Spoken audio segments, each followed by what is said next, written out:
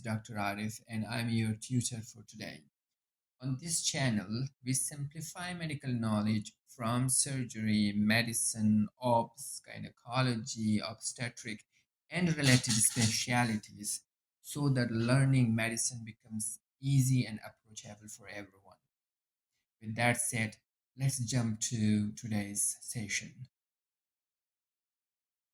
4 of the Clinical Anesthesiology and Pain Management. The learning objectives of today's session are: we will learn about definition of local anesthesia with basics, administration of local anesthesia, and types of regional anesthesia, such as Neuraxial anesthesia, in which we will study spinal and epidural anesthesia in details, field block, Bier's block, intrapleural regional anesthesia, and some examples of local anesthesia with side effects and indications. Now, since in the previous session we have discussed general anesthesia in details, now this is time for local anesthesia. Local anesthesia blocks sensory transmission from local area to the CNS. How does it do it? They inhibit conduction of action potential in nerve endings by blocking sodium channel. That is, open state of the sodium channel is more susceptible. By binding to it is inactivation gate, and thus it prolongs it is inactivation state. They have a common suffix at the end of their names, like cane. They have vasodilation effect except cocaine, which is having vasoconstriction effect. Drug is in ionized form in the blood, which is converted into non-ionized form, which enters the neuron and then converted back to ionized form. In this way, ion remains trapped inside the neurons and cannot leave the cells, and this is called ion trapping. They have aromatic group and amine group, which are linked together either by ester bond or amide bond. Therefore, they are divided into two groups, ester group and amide group. The local anesthesia agents in the ester group are metabolized by pseudocholinesterase. They are more prone to hydrolysis, therefore they have shorter half-life. And as a result of hydrolysis, some byproducts are produced, which can be para-aminobenzoic acid and alcohol. Example of ester group local anesthesia agents are cocaine, benzocaine, procaine, tetracaine. And the second group is amide group, in which the aromatic group and amine group are linked together by amide bond. They are metabolized by cytochrome P450 in liver, and they are protein bound in blood, therefore less prone to hydrolysis and have longer duration of action. In the blood, 90% of the amide group local anesthesia agent are bound to alpha acid glycoprotein, and 10% of them is bound to albumin. And one should remember that acidosis or increased partial pressure of carbon dioxide decreases plasma protein, which leads to toxicity. While when there will be decreased plasma protein, the concentration of free local anesthesia in the blood increases, and this leads to adverse effect. And as a side note, ester and amide are excreted in urine. So acidification of urine increases it is excretion. Now question is, how can you acidify your urine? Urine can be acidified by taking yogurt or buttermilk, or you can also take inorganic acids like soda drinks like Coca-Cola, and you can add ascorbic acid, ammonium chloride, and these drugs acidify the urine. And next thing is sequence of blockade by increasing dose. The first effect is analgesia, means the patient won't feel pain. Then there is loss of temperature. Then there is loss of sense of touch. Then there is loss of sense of pressure. And when the dose is extremely high, it leads to loss of motor function. Local anesthesia is state dependent. Now, what does this mean? It means it affects neurons which fire more rapidly. For example, type A delta, and it perceives sharp and pricking pain, cold temperature sensation, and crude touch. And as well as it affects neurons with maximum myelination. For example, it affects type A, which has most myelination, then type B, which has moderate myelination, and very rarely it affects type C because it is unmyelinated. It can only affect type C when the dose of the local anesthesia agent is extremely high. But there is a titanic question. What is it? Motor neurons fire very rapidly, and motor neurons has maximum myelination. So why it is not affected by local anesthesia first? The question can be put down like this. Motor neurons are type A alpha, right, which is heavily myelinated and has rapid conduction. So why local anesthesia doesn't affect it first? The answer is that they are large in diameter, so it means that they are having larger number of voltage gated sodium channels, and therefore there is a need of higher dose of local anesthesia agent. It means it will affect, there will be loss of motor function if local anesthesia is used at a very high dose. Why? Because it has maximum number of sodium voltage gated channels, and that's why you need higher dose to cover them all. Next is that repeated injection of same dose of local anesthesia leads to decreased efficacy, decreased effect. This is called tachyphylaxis. If target area has low pH, or it is hypoxic, or it has infection, then drug is ionized and it can't enter the neurons, which leads to waste of drug. You might have experienced it that local anesthesia like lidocaine is used as antiarrhythmic drug. Why is it being used as antiarrhythmic drug? Because it affects ventricular cardiomyocytes, therefore used for ventricular tachycardia and premature ventricular contraction. What is the mechanism behind? Voltage-gated sodium channel in ischemic cardiomyocytes remain in inactivated state longer, and therefore lidocaine binds to these channels more effectively, and that's why lidocaine is used as antiarrhythmic drug to treat ventricular tachycardia and premature ventricular contraction. Now, how is the local anesthesia injected? The administration of local anesthesia, it can be used topically on skin and mucosa. For example, it can be used in episiotomy, eye surgery for removal or excision of lipoma and fibroadenoma. There is one solution called Moffitt solution. It is a topical anesthesia which contains cocaine and is used for nasal surgery, which causes vasoconstriction and anesthesia. Next way of using local anesthesia is infiltration. That is that the local anesthesia is injected into the tissue to block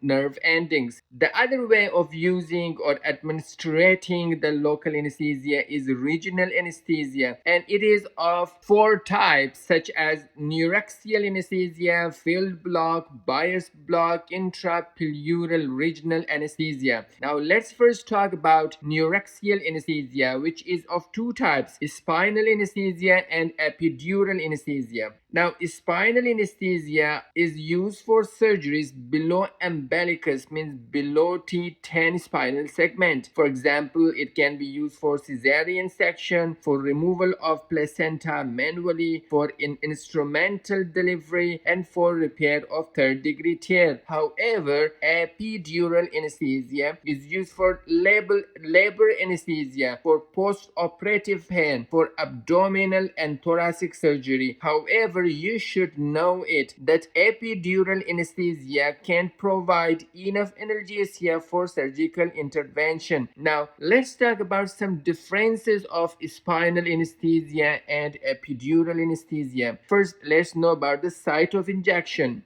Spinal anesthesia is injected into subarachnoid space into the cerebrospinal fluid and below the L2 vertebra. However, epidural anesthesia agent is being injected into the epidural space which is outside of the dura mater between L3 and L4 vertebra. The needle which you use for spinal anesthesia is of 20 to 27 gauge, which is a small pencil point needle. But the needle which you use for epidural anesthesia is large and is called Tohi needle, and it is bore diameter is 17 to 18 gauge. There is a small demonstration of needle, spinal needle and epidural needle. Epidural needle is shorter, it has white and black demarcations, and the bore is wider as compared to spinal anesthesia needle. Second, in the spinal anesthesia, there is no use of catheter. However, in epidural anesthesia, catheter is used because there is need of continuous infusion of drug. Then onset and duration. In case of spinal anesthesia, there is a rapid onset, that is within 2 to 5 minutes. However, in case of epidural anesthesia, there is lower onset of action of drug, which is around 10 to 20 minutes. And then duration of action, the duration of action of local anesthesia agent which is given during spinal anesthesia is short term. However, in case of epidural anesthesia, the effect is prolonged as needed. Why? Because there is infusion of the drug. Drug dose for spinal anesthesia is small because the drug is injected directly into the cerebrospinal fluid, while in case of epidural anesthesia, larger dose is required. Why? Because the drug needs to diffuse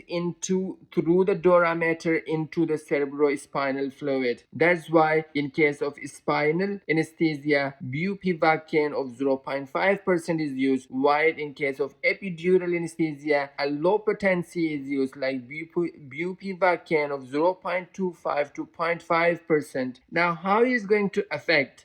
Spinal anesthesia completely blocks both motor and sensory sensation, while in case of epidural anesthesia, there is segmental block, means there can be only loss of sensory sensation.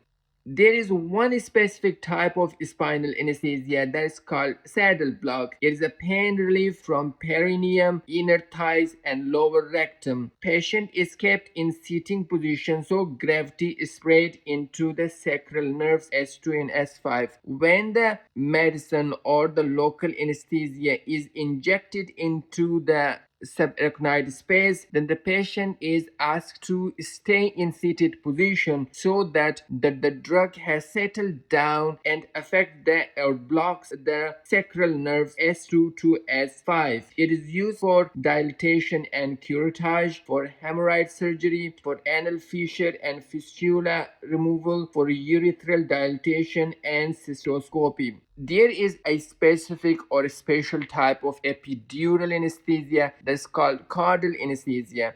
It is a type of epidural anesthesia in which the drug is injected at the level of sacrum, that is lower end of S4 and upper end of coccyx. This site is called sacral hiatus. It's commonly done in pediatric patients.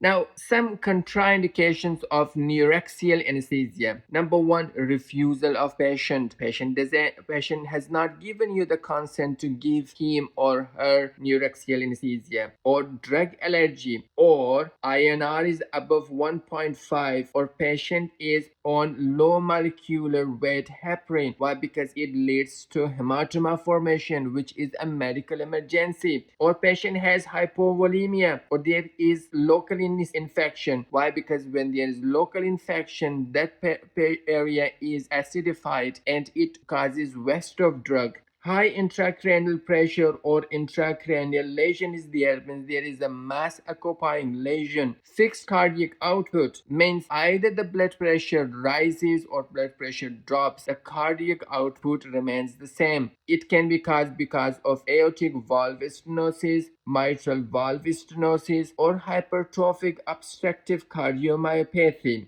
So, when you want to inject spinal anesthesia or epidural anesthesia, what can be the position of the patient? Most commonly, sitting position is used. How? A sitting position with back and shoulder are maximally flexed, which widens the intervertebral space as shown in the image. Or you can also use another way. If patient cannot sit, you can go for lateral decubitus or fetal position. Patient on his lateral position with neck, hip, knee maximally flexed. Or you can use prone position for anorectal procedures. So how you're going to approach the site of your injection? Either midline approach exactly at the center of the vertebra, or paramedian approach, means 2 centimeter lateral to superior spinous process. Now question is how to know you are at correct site. In case of spinal anesthesia, when you felt give away feeling and CSF flows when stylet is removed, then you are at subarachnoid space. And in case of epidural anesthesia, a syringe filled with air is attached to toy needle, and when you feel a sudden loss of resistance, then you are at correct site, and the technique is called hanging drop technique. Now, what structures will be pierced when the needle of neuraxial anesthesia is passed into its target site? First, it punctures the skin, then subcutaneous tissue, then supraspinal ligament, interspinal ligament, then it pierces the ligamentum flavum and then reaches into the epidural space. And this is the point where the local anesthesia for epidural anesthesia is injected. But if you want to go for spinal anesthesia, then you have to pierce dura mater, arachnoid mater, and then medicine is injected into the subarachnoid space. However, it should not go beyond the subarachnoid space because it passes through pia mater and may damage the spinal cord. Some anatomical markings for finding the correct site of your administration of the drug. For example, at the level of posterior superior iliac spine, you will find S2 at the level of iliac crest, and this iliac crest is also called Teffler's line. You will find L4, and at the lower tip of the scapula, you find T7 vertebra, and at the most prominent cervical vertebra, you find cervical vertebra 7th. Now, what drug can be used for neuraxial anesthesia? Bupivacaine is used for both spinal and epidural anesthesia. Now, doses are different. Dose for epidural anesthesia is 0.25 to 0.5% bupivacaine in a volume of 10 to 20 milliliter. However, for labor analgesia, lower dose is used, that is 0.125 to 0.25%. Dose for spinal anesthesia is 0.5% bupivacaine in a volume of 2 to 3 milliliter. Now, complication of spinal anesthesia. If drug ascends upward, then cause hypotension due to sympathetic block, and treatment is phenylephrine, which is alpha 1 agonist. Now, there is spinal headache. Why the spinal headache occurs? Because there is leak of CSF through dura mater, and thus the CSF amount decreases, and there is decrease in intracranial pressure, and due to decrease in intracranial pressure, there is downward traction of pain sensitive structures of brain such as meninges, nerves, and vessels of the brain, and this leads to post-dural puncture headache. There is another way to explain post-dural puncture headache, that is by Monroe-Kelly doctrine. According to this, it says that when the intracranial pressure drops, then there is increased cerebral blood flow, which dilates the blood vessels, and this leads to post-dural puncture headache. And treatment of spinal headache is bed rest. Remaining horizontal is the most effective way to manage the symptom, or IV fluid. If still after bed rest and IV fluid the spinal headache does not go away, then blood patch is done. How it is done? 5 to 10 milliliter of patient's blood is injected into epidural space at the site of previous puncture to plug the leak of CSF. Now, complications application of spinal anesthesia, we study it into three broad headings: drug-related complications, neurological complication, and epidural hematoma. First one is drug-related complication: hypotension due to sympathetic block.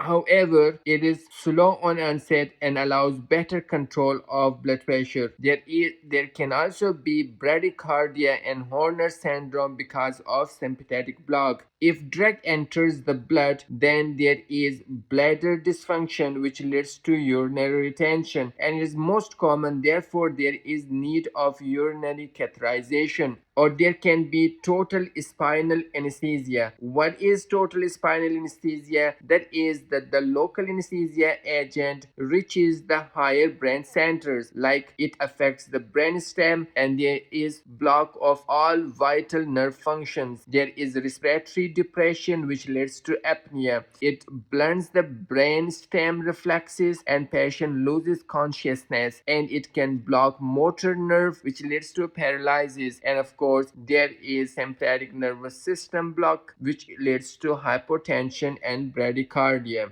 Now, neurological complication as a result of puncturing of meninges, it leads to meningitis or it leads to neuritis, blindness, and paraplegia if the spinal cord is damaged. Post-dural puncture headache, which we already talked about, this if the dura mater is being pierced. There is another medical emergency which is called epidural hematoma. It occurs when the INR is above 2.5 or patient is using low molecular weight heparin when the coagulation profile is being deranged.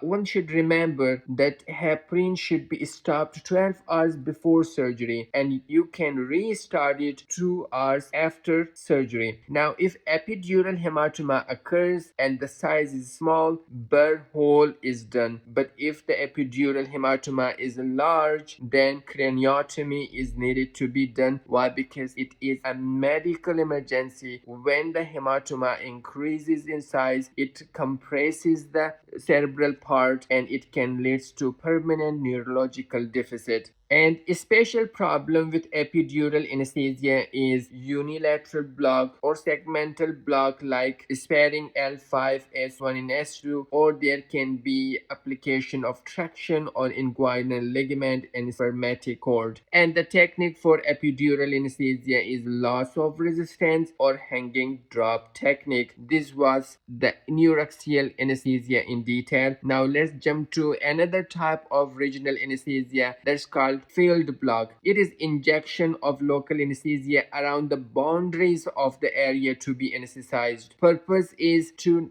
block nerve as a group, not targeting specific nerve. Type of field block is ring block and the area to be anesthetized is digit or penis. 4-digit injected, the local anesthesia is injected either on sides of proximal phalanx or at the level of web space of the hand. Never ever use epinephrine because it leads to ischemia and necrosis. Why? Because these sites like digits, toes, fingers, and penis, they have end arteries. Third type of regional anesthesia is Bier block. It's also called intravenous regional anesthesia. It is best for surgery of upper limbs but not safe for lower limbs. The reason is that the lower limbs need large dose of drug which leads to toxicity. And drug of choice is Lidocaine and you can use it at up to the 5 milligram dose. But remember, you can never use bupivacaine. It is absolutely contraindicated because it causes cardiac arrest. Double tourniquet is applied and first proximal cuff is inflated and Lidocaine is injected into the vein, and after 5 to 10 minutes proximal cuff is deflated and distal cuff is inflated as you see in the image. Fourth type of regional anesthesia is intrapleural regional analgesia. Here the local anesthesia is injected into pleural space between parietal and visceral pleura, producing analgesia of hemithorax and upper abdominal wall by blocking intercostal nerves from T2 to T12 and adjacent sympathetic fibers. When do you use intrapleural regional analgesia? It can be used for post-thoracotomy pain or post-mastectomy pain, or in case of multiple rib fracture, or it can be used for cholecystectomy or for herpes zoster or shingles, such as post-herpetic neuralgia, which is very painful. Let's now discuss about some common side effects of local anesthesia. If local anesthesia agent gets into blood, then first it decreases activity of inhibitory neurons, which leads to restlessness, anxiety, seizure, and then it decreases the activity of all neurons, including excitatory and inhibitory neurons, leading to CNS and respiratory depression. How can you avoid this life-threatening adverse effect? That is by injecting epinephrine with local anesthesia. And epinephrine has two effects. It causes vasoconstriction of target area, and that's why it decreases blood flow and decreases the absorption of the local anesthesia. Second benefit of injecting epinephrine alongside of local anesthesia is that it enhances the effect of local anesthesia. But when you inject epinephrine, you have to keep in mind three things. First, if your local anesthesia is cocaine, you cannot use epinephrine with cocaine because it has vasoactive effect itself. Then epinephrine should not be used near end arteries such as toes, finger, penis because it causes ischemic necrosis. And third thing that you should remember, that epinephrine cannot be used for hypertensive patient, because if epinephrine gets into the blood, then it exaggerates the hypertension. Next common side effect of local anesthesia is that Ester type local anesthesia causes allergy. Why? Because of byproduct para-aminobenzoic acid, which is produced as a result of hydrolysis of Ester group local anesthesia. Next is that it causes vasodilation, which leads to hypotension. And fourth is that it decreases conduction of action potential across the cardiomyocytes, leading to bradycardia and decreased cardiac output. Now, if cardiotoxicity occurs, like bupivacaine is injected and cardiotoxicity is being observed in the patient, then solution for that is lipiding or lipid resuscitation. IV injection of 20% lipid emulsion. It absorbs drug from plasma and tissue because local anesthetic agents are lipophilic drugs. They are fat-loving drugs. Now, let's talk about some of the examples of local anesthesia. Number one is cocaine. It is used only topically because of its side effects. If it gets into the blood, it leads to vasoconstriction, tachycardia, arrhythmia, and by vasoconstriction, it means it will cause hypertension. So why it causes this all vasoconstriction, tachycardia, and arrhythmia? Because it inhibits the reuptake of catecholamines like epinephrine and norepinephrine. It causes aphoria and addiction. Why it causes aphoria and addiction? Because it inhibits the reuptake of dopamine. Next example is benzocaine and prilocaine. Prilocaine is converted into active form that is called telluride, and the dose which you use is 6 mg per kg without epinephrine or 9 mg per kg with epinephrine. It is used only topically because of its serious side effects. And one of the important side effects of prilocaine and benzocaine is that it converts ferrous iron into ferric iron and forms methemoglobinemia, which can't transport oxygen, leading to cyanosis and blood take chocolate color.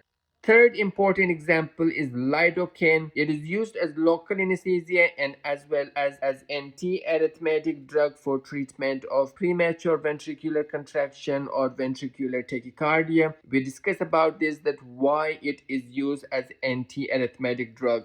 Neuraxial administration of lidocaine produces syndrome of transient pain, in which a normal stimulus like touch is so painful for the patient. The safe dose of lidocaine with adrenaline is 6-7 mg per kg, and without adrenaline it is 4 mg per kg. Next important, bupivacaine, which is used for epidural and spinal anesthesia. The safe dose of bupivacaine is 3 milligram per kg, either with or without adrenaline. It is more toxic than lidocaine, and the most important side effect of this is cardiotoxicity. Ropivacaine, the safe dose of ropivacaine is 3 to 4 milligram per kg, and however it is less cardiotoxic. Thank you so much for watching this informative video till the end. If you found it helpful, please follow my channel for more such content. And if you like the notes from this lecture, you can join me on Udemy or be part of my WhatsApp group. Your support truly means a lot. Have a good